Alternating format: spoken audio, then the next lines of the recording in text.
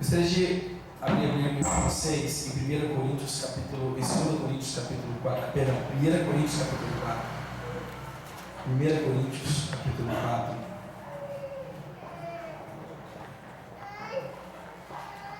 Primeira Coríntios capítulo 4, versículo 8 em diante.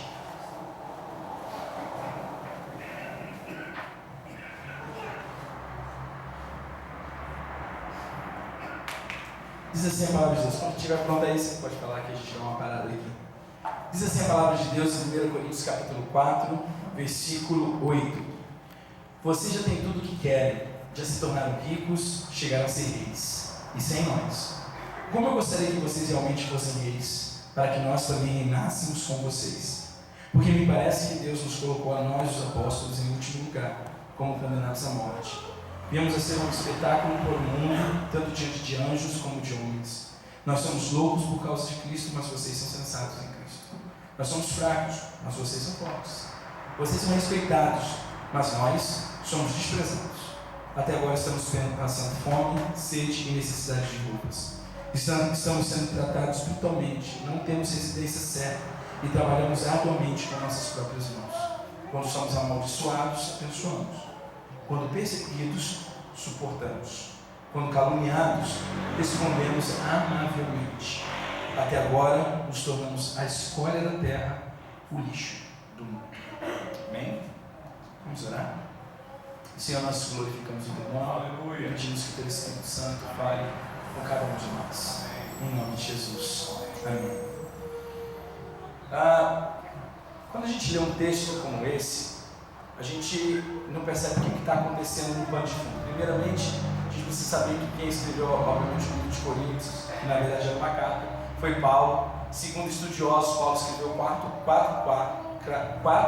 cartas à igreja de Corinto, sendo que está hoje na nossa Bíblia a primeira e a última carta. Quando você lê todo o texto de 1 Coríntios, você vai ver que Paulo parece estar, eu acredito que ele estava, extremamente irado contra a igreja de Corinto por tudo que estava acontecendo ali. Mas algo que ele deixou bem claro para a igreja de Corinto era uma comparação do que ele estava fazendo e com o que a igreja estava fazendo. E quando a gente repara nos dias de hoje, a gente pode perceber Paulo falando para mim e para você. Não há nenhum interesse de nossa parte em fazer uma comparação da impressão, porque fala de um homem que estava no campo missionário, como Paulo fala na igreja. Muito pelo contrário, não tem nenhum anseio, até porque eu vejo esse Paulo escrevendo para mim, para minha esposa e para a gente que está no campo missionário. Quando ele fala, Paulo traz essa comparação. Olha o que a gente tem feito. Acho que a gente tem sido amaldiçoado, a gente abençoa. A gente está perseguido, a gente suporta. Quando alguma pessoa está em necessidade e daí a gente é caluniado, melhor dizendo, a gente responde amavelmente. Até agora nós ganhamos um título. A gente ganhou um título. E esse título talvez seja o título que nenhum de nós queremos ter. A escória do mundo, o lixo. Nós não queremos esse título. Eu quero perguntar algo para vocês nessa noite. Qual é o título que você quer receber? Eu tenho um problema muito sério quando, é claro que há um respeito, quando a gente diz pastores, missionários, mas hoje no Brasil, infelizmente, a questão de títulos se tornou algo tão banal. O título de evangelho começou pela banalidade da palavra evangélico no Brasil. E entre nós mesmos banalizamos algo tão maravilhoso que é o chamado de Cristo para missionários, para pastores, para evangelistas, para mestres, para apóstolos bíblicos. E a gente percebe que título hoje no Brasil virou, título dentro da igreja evangélica virou algo tão normal, tão banalizado, tão carnal, que é como se a gente estivesse falando de empresas. E por que você está falando disso, Alan? Por que está trazendo essa palavra para a gente em relação a isso? Porque eu quero falar sobre um título, sobre algo chamado missões. Missões, primeira coisa, ela não é geográfica. O chamado missionário ele não é geográfico, ele é funcional.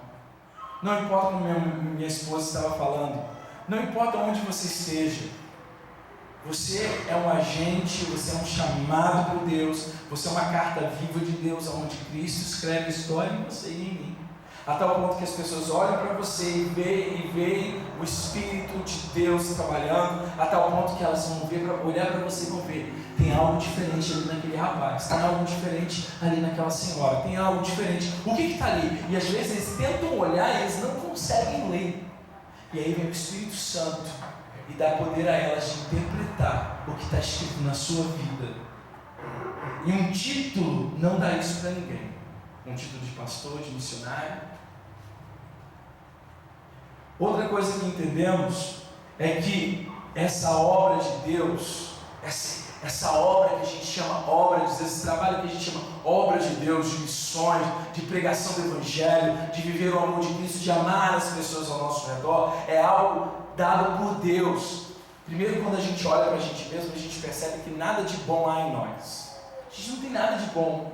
Se a gente olhar dentro de nós mesmos, nada que tem dentro da gente é louvável, se não vier de Deus. Certo homem uma vez escreveu, ou disse, não sei, se os pensamentos do homem mais santo dessa terra fossem revelados ao mundo, a humanidade ficaria escandalizada. Porque só Deus sabe o que está dentro da nossa mente. E só Deus sabe o que está dentro do nosso canto escuro, da nossa alma, lá dentro do nosso coração, das partes mais escuras da nossa vida, que a gente luta todo dia contra elas. E aí a gente vem, pecadores, pobres, miseráveis, cego, pobre, nu, como diz a palavra de Deus lá em Apocalipse, querendo exigir de Deus alguma coisa, ou achando que nós somos melhores porque nós temos um título, ou porque estamos do outro lado do mundo, ou porque nós estamos fazendo algo. Eu costumo dizer, e eu tenho dito nas igrejas que a gente tem ido, que quando a gente foi para missões, eu pensava que a maior dificuldade que a gente enfrentaria era a dificuldade financeira. Foi isso que foi passado para a gente. Foi isso que a gente foi treinado, foi ensinado. E eu percebo que hoje Deus tem dado tudo que a gente necessita e a gente não tem sentido falta de nada. De nada. Por isso que eu não estou aqui hoje, nem minha esposa, falando, irmãos, ajuda a gente. A gente não tem sentido para a glória de Deus. A segunda coisa que eu achava que a gente ia passar era a dificuldade de perseguição ao Evangelho. E eu percebi que há, mas não dessa maneira que a gente idealiza, ou imagina, ou utopicamente a gente cria na nossa imaginação brasileira de sofrimento, de dor e de coitadinhos. E não é. E depois eu comecei a perceber que a nossa maior luta ali no campo missionário também não foi a saudade da família, não foi a saudade dos amigos que a gente teve. Minha mulher teve um filho, imagina, 12 horas em trabalho de parto, não poder falar nem gritar no meio da sua dor em português tinha que lembrar das palavras em inglês na auge da dor dela, ou palavras em indonésio. Imagina que loucura, porque a gente não tinha nenhum parente. Às vezes psicologicamente, talvez, sentimentalmente a gente sinta alguma falta, mas eu percebi que essa também não era a nossa luta. Eu percebi que a nossa maior luta era estar diante de Deus. Era estar diante de Deus, aceitar esse chamado, esse nome, essa escória da terra, esse lixo do mundo que Paulo tão honrosamente adquiriu para a sua própria vida.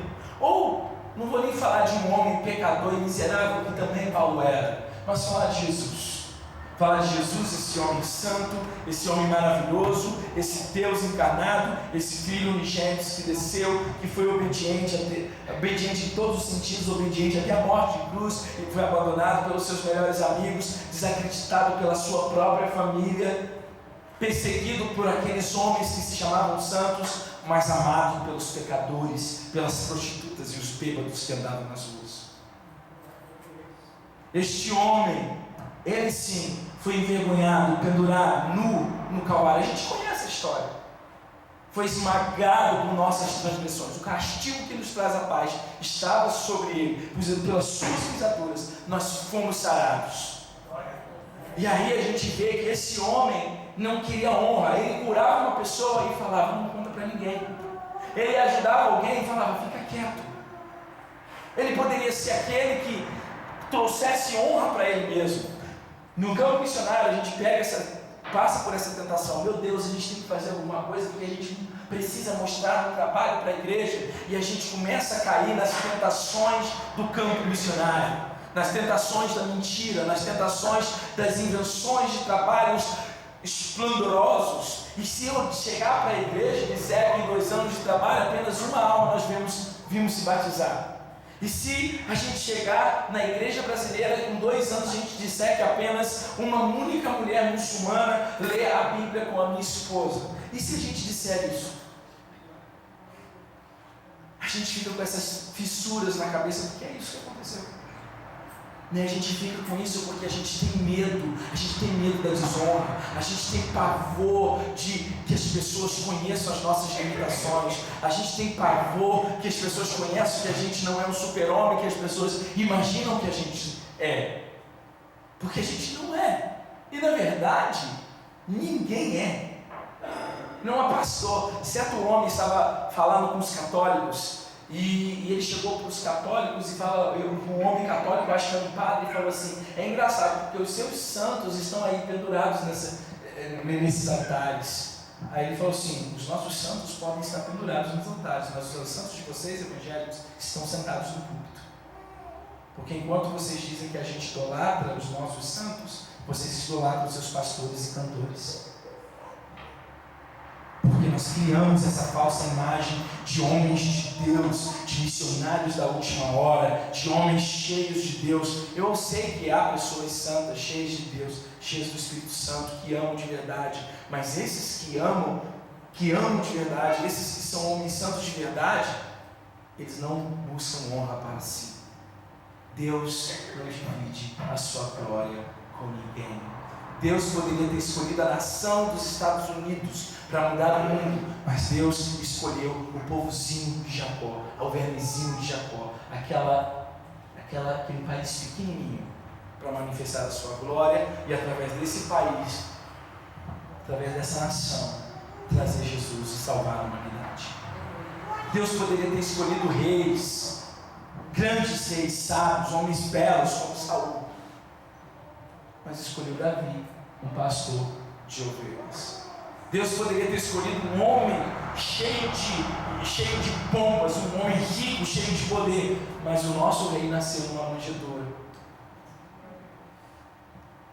Ah, mas quer dizer que Deus não nos chama ricos, não chama homem poderoso? Chama, mas não está nas posses, não está naquilo que se tem, não está nas casas que se tem, no dinheiro que se tem, mas Deus chama pessoas com o coração quebrantado, com corações dispostos. Pode ser um gari, pode ser um médico, pode ser um professor, pode ser o presidente da república, desde que o coração esteja crucificado com Cristo na cruz. Pessoas que não têm vergonha de serem chamados de lixo dessa terra, da escória dessa terra, do lixo desse mundo. Pessoas que não têm problema de ser chamados pelo nome, que não precisam de ser chamados pelos títulos evangélicos que são dados. Pessoas que amam, pessoas que na rua passam e trazem outras pessoas para dentro da igreja. A gente precisa dessas pessoas.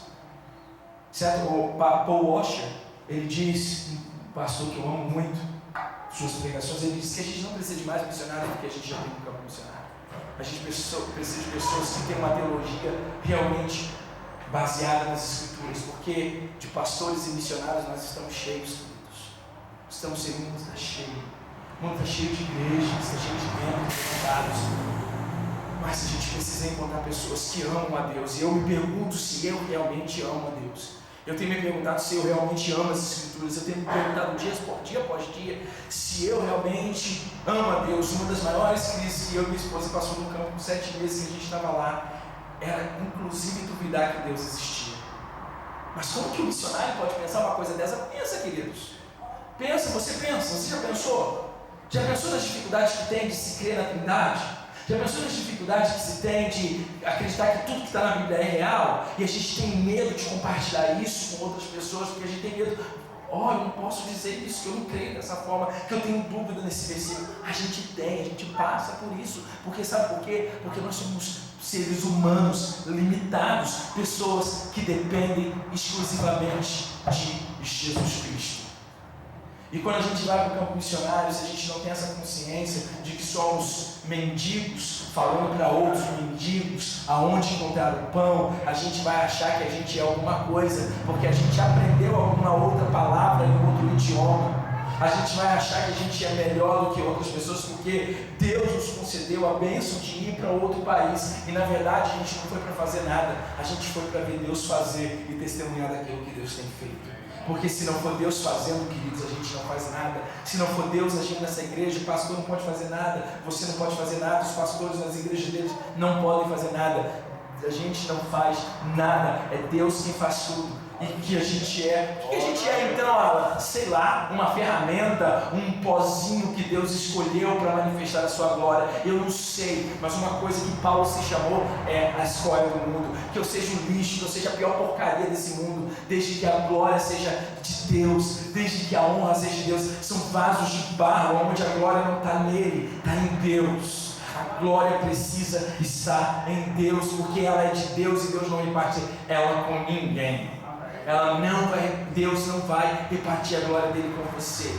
Deus não vai repartir a glória dele comigo, porque nada que fazemos é nosso.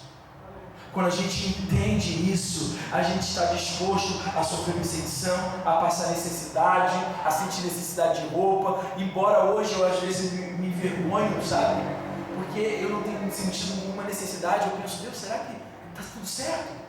Sabe, teve uma hora que quando a gente foi morar nessa escola que a gente está dando aula hoje, que a gente cuida desses 15 meninos, a escola tinha uma casa grande para a gente ficar, que era um dormitório, então era dividir. Lá tem vários quartos que os meninos dormem e tem o nosso apartamento, mas que é na mesma casa, e é onde a gente cuida desses meninos. E quando eu entrei na casa, a casa tinha de tudo. Lá, para você ter uma ideia, culturalmente falando, o chuveiro não existe lá, não tem chuveiro.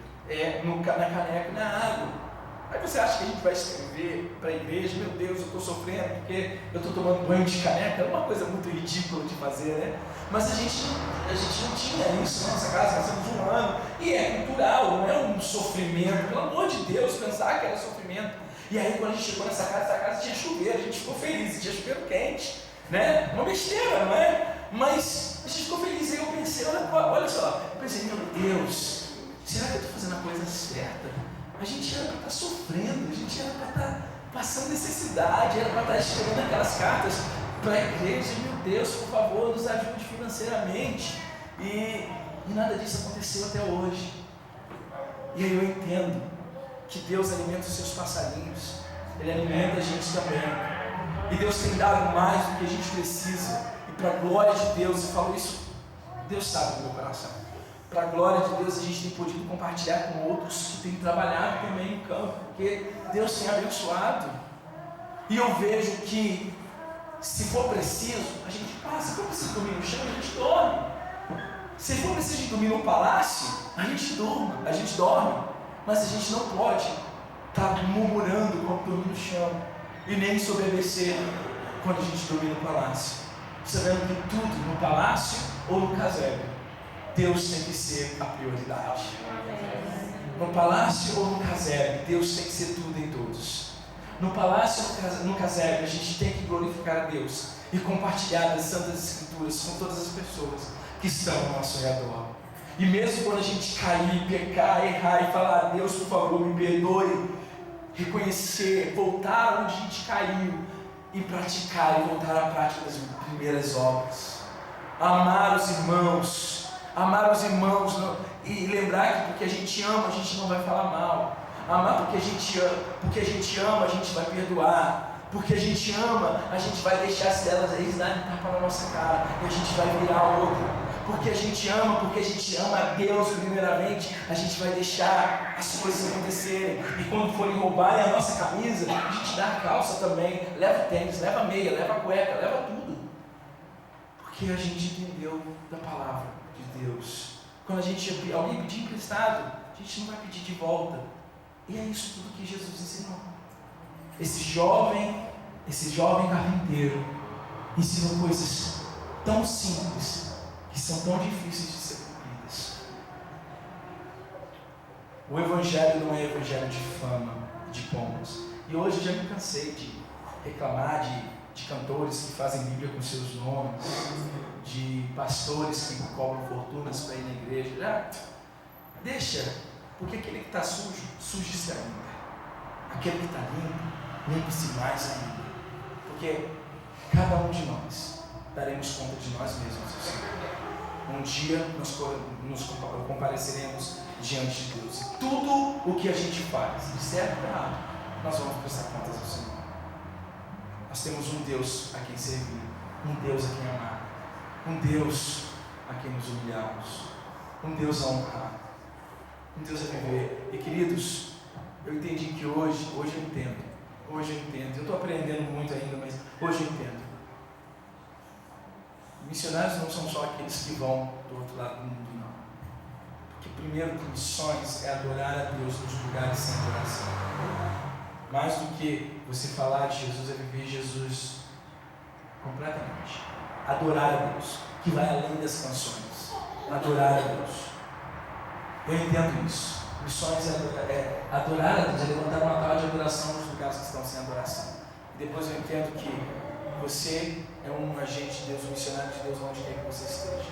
No seu serviço, na sua universidade, vizinhos, na sua casa, tem pessoas que não adoram a Deus. Adore a Deus lá. Discipule essas pessoas, mas elas não são cristãs, elas não aceitaram Jesus. Quem foi que disse que você precisa esperar uma pessoa para aceitar Jesus, para discipular? Pedro se converteu depois. Jesus falou: o dia que você se converter, você será uma bênção. E ele andou 3 anos e meio, mais ou menos, com Jesus discipulando antes desse cara se converter. Então, viva com as pessoas. Quando elas falarem de algum problema, ore por elas. Se elas se convidarem você para ir no batizado, lá na igreja católica de alguém, vá com ele, cara. Vá lá. Pode ir. Se alguém convidar você, mas está tendo uma festa, então está tocando pagode, esteja lá. Você não precisa beber cerveja, você não precisa dançar pagode, mas fica lá com eles. Ilumine as trevas. Missões é isso. É viver no meio deles. A gente está vivendo no meio dessa população e vivendo Cristo. Certo dia, quando eu e minha esposa, a gente não falava o indonésio ainda direito, a gente estava aprendendo. Eles veio uma senhora que trabalhava com a gente na nossa casa, trabalha com a gente na nossa casa, e ela estava lá, e a gente estava triste, a gente estava passando uma situação muito difícil. Eu falei para minha esposa, não lembro se foi eu ou se foi minha esposa que falou, porque geralmente é a mulher que chama o marido para orar, né? Eu acho que foi ela que me chamou para orar. E ela me chamou para orar, e a gente começou a orar em alto, em bom som, mas em português. E quando a minha mulher saiu, a minha mulher foi até a cozinha. Essa senhora que esperava a gente estava na cozinha, ela tremia. E aí minha esposa falou: Ibrahima, por que você está tremendo? Ela falou assim: não, porque você estava orando com o Alan, que é a maneira que ele chama, como se fosse Senhor Alan. Você estava orando com o Senhor Alan, né? Aí ela falou: é, porque aqui na nossa religião, homens e mulheres não oram juntos. E quando vocês oravam, o meu coração tremia, estremecia. E eu subia algo e eu não sabia o que era. E hoje essa mulher, muçulmana ainda, lê a Bíblia e ora em nome de Jesus. Você vê uma coisa? A gente não estava orando em indonésio, a gente estava orando em português, a mulher não entendeu nada. Ela só sabia que a gente orava. E Deus agia no coração dela. Martinho Lutero uma vez disse: eu tenho tanta coisa para fazer hoje que eu preciso orar 3 horas ao Senhor. A gente tem tanta coisa para fazer. Até na obra de Deus a gente tem tanta coisa para fazer e tão pouco tempo com o Senhor. Tão pouco tempo com as Escrituras. A gente sabe as manhas, a gente sabe como fazer, mas sem a ajuda do Espírito Santo. Uma vida carnal, atuando carnalmente, vai ter resultados carnais. Então é fácil, como várias igrejas por aí, marcarem eventos na igreja, como forró na igreja, como tantas outras. Desculpe se de repente você na sua igreja você fez isso ou não, mas a gente marca tantos eventos, tanto funk gospel, tanta coisa gospel, tanta Gente, sabe, tem um momento que você se cansa dessas coisas. É tanto evento carnal para atrair pessoas carnais, como se Jesus precisou se parecer com o mundo para atrair o mundo. Ele não precisou. Ele falou a verdade, ele amou. Puro e simples. Amar, viver com as pessoas, abraçar as pessoas, estar com elas. Simples. E pregar o Evangelho. A gente não precisa desses subterfúgios que a igreja evangélica brasileira está tomando para si. A gente precisa de Cristo. A gente precisa de joelhos dobrados. Eu realmente preciso disso. Eu preciso mais de joelhos dobrados. E aceitar esse título de escolha da terra do lixo. Amém? Será que está pronto? Eu gostaria de passar a terminar.